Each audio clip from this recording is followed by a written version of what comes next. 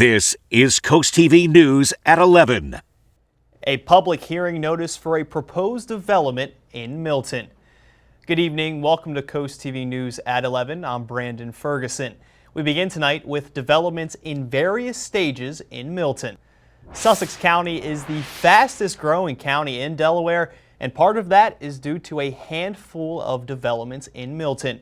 In just a moment, you'll hear about five of those developments. CoastTV News reporter Zakia Jennings shows us how people are feeling and whether they're ready to grow with the town. In Milton, Dave Vitella was walking down Round Pole Bridge Road, a road he's lived on for 28 years, and a road that will soon be home to a new development, twin masts. I think it would benefit everybody, even the developers too. You know, if everybody stops and takes a deep breath and really looks at what's going on and say, okay, all right, let's look at the bigger picture here.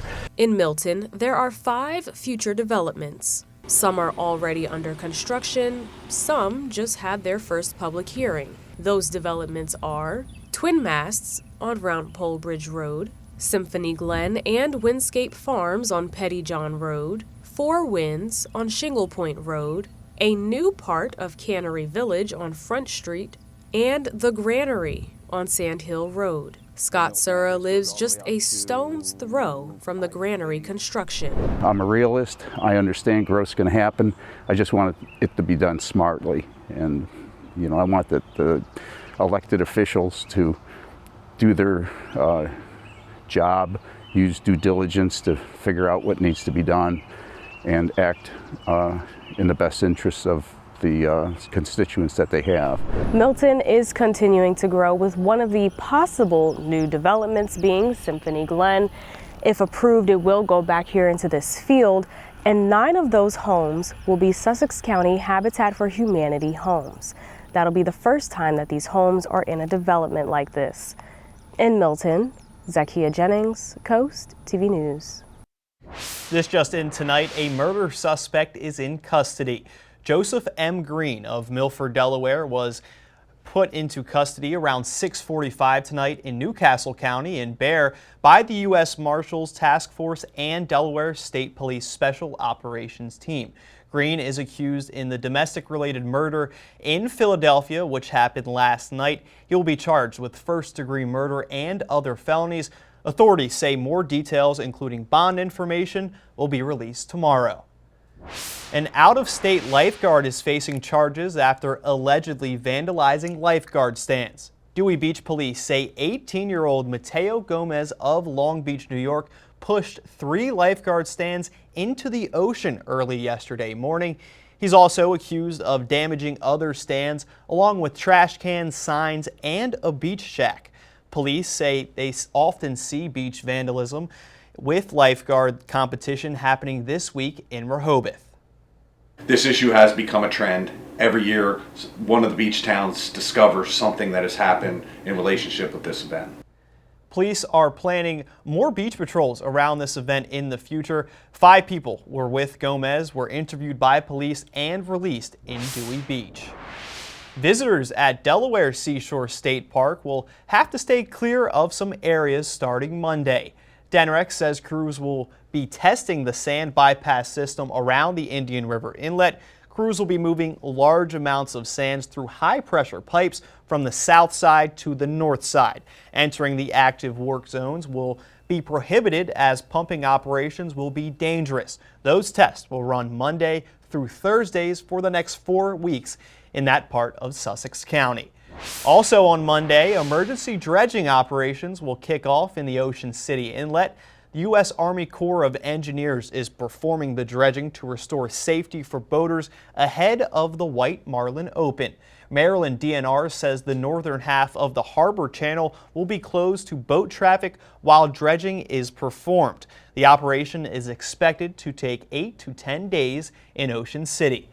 And we're now going to take a live look outside into a packed Ocean City boardwalk and bring in our first alert meteorologist, Chris Mastrobuono. Good evening, Chris. Good evening, Brandon. Certainly a lot calmer than past few nights this week where we had those drenching thunderstorms and we dealt with severe weather. Today, though, it was a nice day. We had a few spot showers, mainly inland. 86 was our high in Georgetown, 88 Salisbury, 88 in Cambridge, and we saw a high of 82 in Ocean City. Well, it was a mild, muggy evening on Delmarva. 75 in Salisbury. Look at that dew point, 74. The humidity not going anywhere this weekend, unfortunately. 76 currently in Bethany Beach. We're at 76 in Lewis, 74 in Milford, and we are at 75 in Delmar. Free of any rain. We had a few brief, little shower that passed south of Georgetown earlier this afternoon.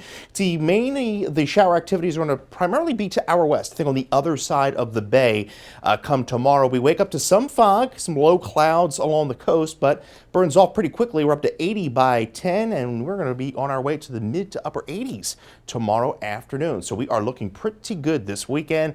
A warm and muggy weekend, pretty much a classic summer weekend on Delmarva. Rain chances pretty low. Can't rule out an isolated storm. I think the best chance of that would be Sunday west of Route 13, and then the better chance of coverage for the storms will be Monday.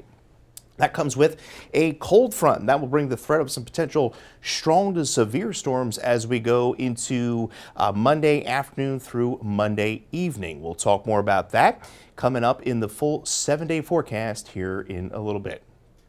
Thank you, Chris. Congressman Andy Harris is applauding a recent EPA ruling that found Maryland's environmental agency improperly approved a permit for the U.S. wind offshore project near Ocean City. The EPA cited multiple legal errors and said the public was misled about the right to appeal. Harris called it a, quote, major victory for the Eastern Shore, accusing state officials of procedural failures and ignoring local opposition. The EPA is now requiring the permit be reissued under proper federal guidelines. The Maryland Department of Natural Resources is awarding over $1.2 million in grants, all for 6 climate resilience projects across the state. These projects aim to reduce flood risk, especially for vulnerable communities, using nature-based solutions. In Worcester County, the town of Berlin will develop a climate adaptation plan and update its comprehensive plan. There was a major crackdown on impaired boaters in Maryland during the 4th of July weekend.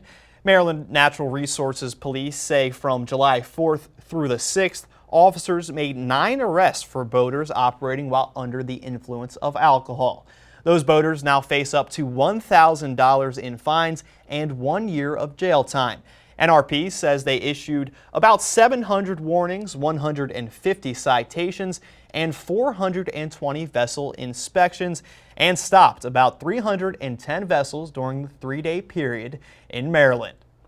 A deadly crash in Milford this morning has left 1 man dead and 2 others injured. Just after 7:30 a.m., Delaware State Police say a Chevrolet Tahoe lost control on Coastal Highway near Bakerfield Road, crossed the median, and slammed into a Chrysler minivan head-on. The crash killed the 71-year-old minivan driver from Pennsylvania, and his name is being withheld pending family notification. 2 other cars were also involved, one hitting the minivan from behind and another striking the Tahoe's detached engine. The Tahoe's driver remains in critical condition. The highway was closed for about 4 hours this morning. CoastTV News reporter Emma Aiken shows us drivers' reactions from the crash. This was Route 1 Friday morning near Milford. 1 person was killed and the road was shut down for hours. This is just one accident on Route 1 this week. Another at Hudson Road sent 2 people to the hospital. Local David Heffley says it's a real problem. They're not aware sometimes that they're driving a lethal instrument, really. It's what an automobile can be. Police are investigating the deadly crash in Milford. In Milton, troopers say a car was trying to cross the highway when it drove into oncoming traffic. Driving down in Lower Slower, Delaware, it's no longer Lower Slower, Delaware. Gretchen Beanert says she tries not to drive Route 1 at all. I found back roads, which is much better, less traffic. But yeah, people are just so much in a hurry. It's ridiculous. So I avoid it. Heffley says something needs to be done. Obviously, improvements in the infrastructure, but that's going to take a while. If ever, more increased Police protection will help to a point, but really it's education. As summer traffic drives on, some say they are simply done with Route 1. For Coast TV News, I'm Emma Aiken. This brings us to our Coast TV poll. We want to know what's the main cause of serious crashes on Route 1. Let's take a look at the updated results so far from our 6 p.m. news hour. So far, just two options getting a lot of action. 54% say speeding and 46% say distracted drivings. If you haven't voted yet, you still can on our mobile app or on coasttv.com. Traffic signal upgrades are coming to Salisbury starting Monday, July 28th through Friday, August 1st. The city will update signals at the intersections of East Main Street with Snow Hill Road and Ward Street on your screen now. Those upgrades will be taking place daily from 7 a.m. to 4 p.m. with weather permitting. The upgrades aim to replace outdated technology and improve public safety, and roads will stay open, but flaggers will help direct traffic. In national news, Russia launched more aerial attacks on Ukraine in June, more than any other month of this war. The uptick in attacks also led to the highest number of civilians killed or wounded since the conflict broke out more than 3 years ago, according to the United Nations and independent researchers. The attacks consisted of armed drones, cruise missiles, and ballistic missiles raining down on Ukrainian towns and cities. Between January and June, Russian drone and missile attacks went up by 605% compared to the same period last year. As a result, the number of civilians killed and wounded increased to 6,719, and that's up about 53% from that same time period last year. The civilian toll included 1,091 deaths and 5,628 wounded. June marked the highest monthly civilian casualty toll in the last 3 years, with 232 killed and 1,343 wounded. We are just getting started here on Coast TV News at 11. President Trump visits Texas after 160 confirmed to be missing from the tragic floods. Also coming up, clashes over ice raids in California. And we're looking pretty nice this weekend. Cambridge, Crisfield, temperatures in the mid to upper 80s, a low thunderstorm chance, but we reintroduce those widespread storm chances as we go into Monday. My full forecast is up next in 60 seconds. Well, I think we all have a bit of thunderstorm fatigue here on Delmarva after night after night after night, or afternoon, I should say, an evening of shower, thunderstorms, severe threats. Well, beautiful evening here in Ocean City. Folks taking in the boards, the rides, and the great food. 78 in Ocean City. 72 is the dew point temperature, so very tropical-like out there. Winds are pretty calm. We're at 76 Rehoboth, 74 Long Neck, 75 Georgetown, and we are at 72 in Harrington. Those dew points are well in the 70s, and they're going to stay in that range, unfortunately, over really the next 5 to 7 days. Even with the passage of a cold front on Monday, we're still going to be in that very humid to tropical range. Nice and dry along the coast. We'll likely see some fog develop as kind of a more of an onshore flow kicks in. See maybe like a marine layer set up along the coast overnight. See high pressure back off to the west, that front well off to the north. So we're going to see some scattered showers and storms primarily west of the bay tomorrow. Could see maybe one leak into the eastern shore, but overall we're going to stay pretty dry. The first 11 months of the first 11 days of the month, I should say, well, it has been rainy. We have over 3 inches of rain in Georgetown. We average about 1.32 inches. You can see for the year, 25 inches. So we are well above average. So no signs of any drought anytime soon, and that is certainly good news because it has been a hot summer so far. Now there you see the rain chances really ramp up as we go into Monday with that frontal boundary. Now that could stall out Tuesday. We'll have to watch that closely. Overnight, patchy fog develops, dropping down to 71 in Georgetown, 73 in Rehoboth. Tomorrow on the coast, low risk of rip currents. We have that morning fog marine layer burning off and warming up pretty nicely in the mid to upper 80s. Looking pretty nice tomorrow afternoon. The ever so slightest chance of an isolated storm, I think primarily west of 13 tomorrow, but primarily dry as that east wind continues. And we do it all over again, kind of a carbon copy forecast into Sunday. Some morning fog fog. By the afternoon, we're up in the mid to upper 80s. Again, maybe an isolated shower, but primarily west of Route 13. So we're at 80 in Assateague for your Saturday, 87 into Chincoteague. As we make our way up to Fenwick Island, a pair of 84s. Cooler there in Ocean City on Sunday, 79. And then as we see those storm chances really roll in by Monday for both Lewis and Rehoboth. But overall, a pretty nice weekend. So there's that cold front pushing through on Monday. Could spawn a few strong to maybe some isolated severe storms with, again, potential localized flash flooding and some gusty winds as that front pushes through. But then it kind of sags to our south. We could see an isolated storm into Tuesday, but then we get into a more prototypical summer-like pattern with some spotty afternoon showers and storms as we go into the middle part of next week. So we're looking at temperatures generally staying in the mid to upper 80s over the next 5 to 6 days. And then we see the return of some 90-degree temperatures, maybe the start of yet another heat wave by the end of next week. We'll have more. Thank you, Chris. The death toll from the Texas flooding has risen to 128, with at least 150 still missing, according to local officials. President Trump and First Lady Melania visited the region today and met with families impacted by the devastating floods. At a roundtable with officials, the president praised first responders and community members' response to the devastation. Mary Bell Gonzalez is in Kerrville, Texas, with more on the president's visit and how the community is pulling together. Friday, President Donald Trump touching down in Texas to see the devastation firsthand. All the beautiful souls, and we're filled with grief and devastation. The loss of life. And unfortunately, they're still looking. More than 120 people were killed and at least 150 are still missing. As these communities grapple with grief, memorials to honor the victims were held Friday night. 1 week after the horrible tragedy, mourners gathered at a vigil to remember. Bless us that our lives may show forth the joy, love, and wonder we share in your most holy and gracious name. The horror of what happened a week ago remains with many survivors. July 4th, about 4 a.m. I woke up. My bed was floating. My nightstand was floating. And when I stepped off the bed, I was underwater. Among the sorrow and grief, touching tributes in Kerrville as hundreds of flowers mixed with photos of loved ones are placed on a memorial wall to honor the lives lost in the catastrophic floods. You know, they're little girls and men and mothers and fathers. Calling for an investigation into the Federal Emergency Management Agency's response to the disaster.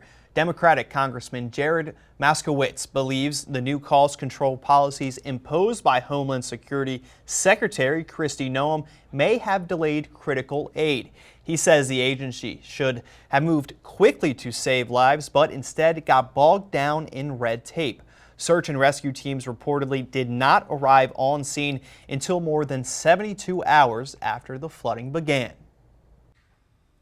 Devastating floods in Texas leave communities wondering what went wrong, raising concerns about inadequate warning systems. Are government budget and staffing cuts a possible factor? I'll ask Homeland Security Secretary Kristi Noem about what she's identifying as possible failures. And as trade tensions escalate and President Trump's mega bill passes Congress, how will voters' wallets and health care be impacted? I'll speak exclusively with Republican Senate Whip John Barrasso of Wyoming and Democratic Governor Andy Beshear of Kentucky. It's all ahead this Sunday on Meet the Press.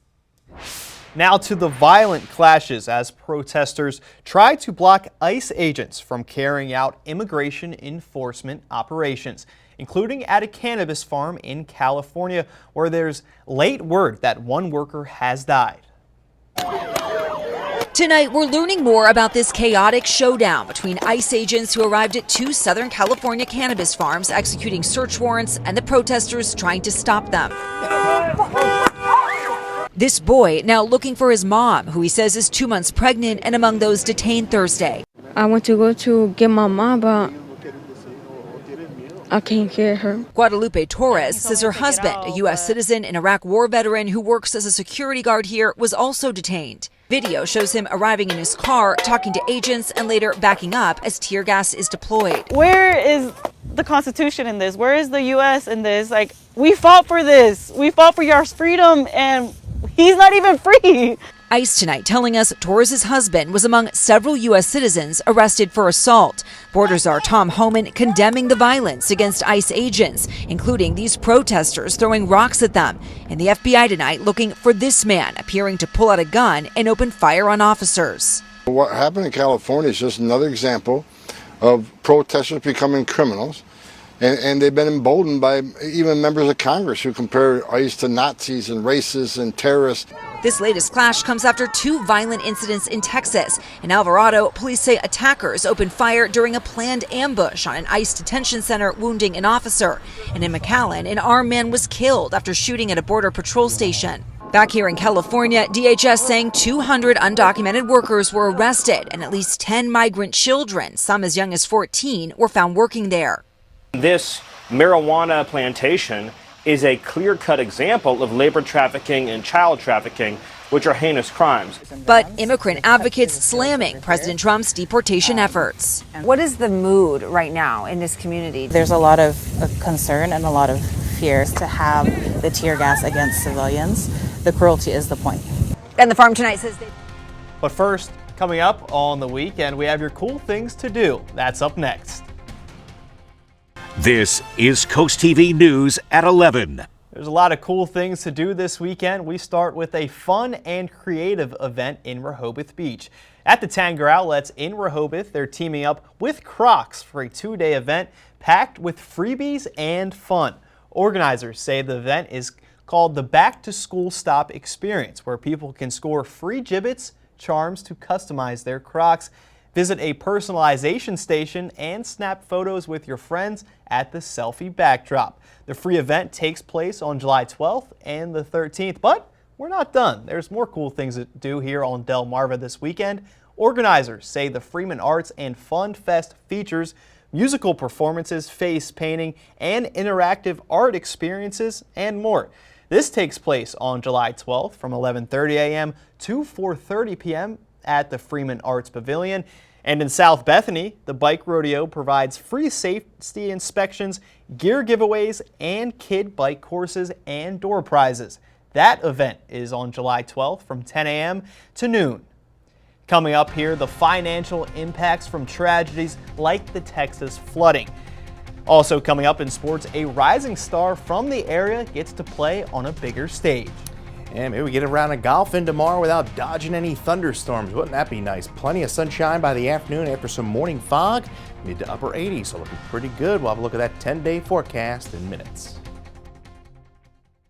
The Texas floods are the latest example of a natural disaster devastating communities, and while financial experts say households can't fully prepare for the unthinkable, they can take some steps to help ease the burden. After Karine Kaifa is in Washington with a look. Natural disasters can strike quickly, but experts say preparing a checklist of financial safeguards can happen right now. Don't look at it as something that you create if something happens. Create it so that way you know when something happens, you're prepared. Rulon Washington of Wells Fargo Home Mortgage has navigated multiple hurricane seasons in Florida. He says households can protectively map out plans for worst-case scenarios. It's okay to call your mortgage company. It's okay to call your insurance company and inquire. Don't be afraid because they are your financial partner. Kate Bolger of consumer credit counseling nonprofit Money Management International says households should regularly review insurance coverage for regionally specific things like floods and wildfires. The last thing you want is to have a disaster happen and then get surprised when your coverage isn't what you thought it was. After a disaster, Bolger says communication with lenders and creditors remains key. Calling your creditors right away, letting them know you've been in a disaster, that lets them give you some grace, give you some flexibility in payments so that you can kind of get through that critical first period. And even in a disaster's chaotic aftermath, Washington says to remain vigilant against bad actors. The awareness and being vigilant around any scams or scammers looking to take advantage of your situation should be something to add to that preparation as you're guiding your family through a natural disaster. In Washington, I'm Karen Kaifa. Now to sports. One of the best prospects in the National League minor system just got some recognition. DSN's Tyler Aiken tells his story. The Delmarva Sports Network from the Wawa Studios. The MLB All-Star Futures Game is a chance to see the best prospects in baseball. And one of those potential stars isn't playing too far away. Alex Clemmie is a pitcher for the Wilmington Blue Rocks, the Nationals' High A affiliate. Tomorrow, he'll suit up for the National League team in the Futures Game. Clemmie is an exciting prospect. The 6'6" lefty pitcher was a second-round pick 2 years ago and is absolutely dealing for the Blue Rocks this season with a 3.34 ERA. His 88 strikeouts rank third in the South Atlantic League, and that comes from consistency. Clemmie's campaign features 10 different starts with at least 5 strikeouts. Right now, MLB.com ranks him as the 5th best prospect and 3rd best pitcher in the national system. Playing in this game is a good sign for Clemmie's future. 87% of former participants have gone on to play in the majors, while 21% ended up making at least one All-Star game. Later in All-Star Weekend, the Nationals have another exciting young player in action. 22-year-old James Wood, who's up in the majors, is set to compete in the Home Run Derby on Monday night. His 24 dingers rank 6th in the National League. That'll do it for sports. Have a great weekend. Each Friday, you can cheer with a weekly dose of local good news from Coast TV. It's full of features, cool things to do each weekend, and more. You can sign up free now on our website. And Chris, this weather has been making everyone feel good after earlier this week. Yeah, I know, right? Every day people come up to me. Are we getting a tornado tonight? Are we getting severe storms? So it has been an active week, to say the least. The weekend, though, a good old-fashioned summer weekend on Delmarva. 86 for your Saturday, 87 on Sunday. Can't rule out a spotty, isolated storm. The chance very small. We're not looking at any severe storms this weekend, but we are looking at that ski